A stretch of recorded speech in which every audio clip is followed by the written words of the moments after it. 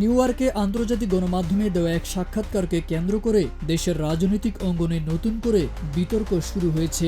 অন্তর্বর্তী সরকারের প্রধান উপদেষ্টা ডক্টর মোহাম্মদ ইউনূস বলেছেন, আওয়ামী লীগের সাংগঠনিক কার্যক্রম বিচার চলাকালীন স্থগিত থাকলেও দলটি নিষিদ্ধ নয়। এই বক্তব্যকে ঘিরে শুরু হয়েছে তীব্র সমালোচনা এবং আওয়ামী লীগ পুনর্বাসন প্রশ্নে নতুন আশঙ্কা।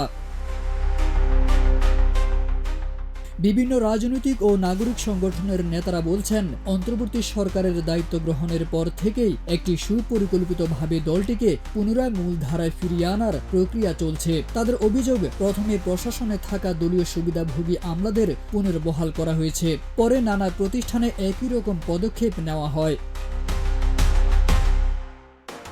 আন্দোলনের চাপে যখন আওয়ামী লীগের কার্যক্রম সাময়িকভাবে স্থগিত করা হয়, তখন জনমনে কিছুটা আশার সঞ্চার হলেও দলটিকে আনুষ্ঠানিকভাবে নিষিদ্ধ না করায় সেই আশা ভঙ্গ হয়। শুধুমাত্র কার্যক্রম স্থগিত করেই জনগণের চোখে ধুলা দেওয়ার চেষ্টা করা হয়েছে।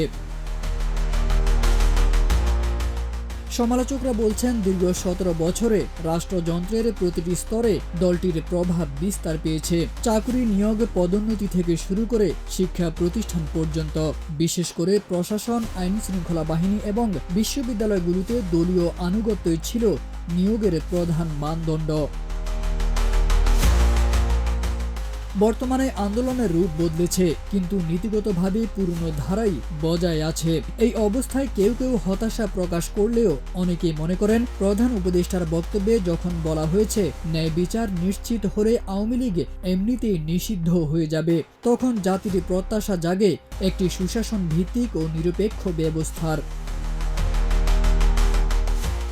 তবে বিতর্ক এখানেই শেষ নয়। অনেক গণমাধ্যম উপদেষ্টার বক্তব্যকে ব্যাখ্যা করেছে যে কোনো সময় নিষেধাজ্ঞা তুলে নেওয়া হতে পারে হিসেবে, যদিও এই বক্তব্যে আওয়ামী লীগের রাজনীতিতে ফেরা বা নির্বাচনে অংশগ্রহণ প্রসঙ্গে স্পষ্ট কোনো ইতিবাচক বার্তা ছিল না।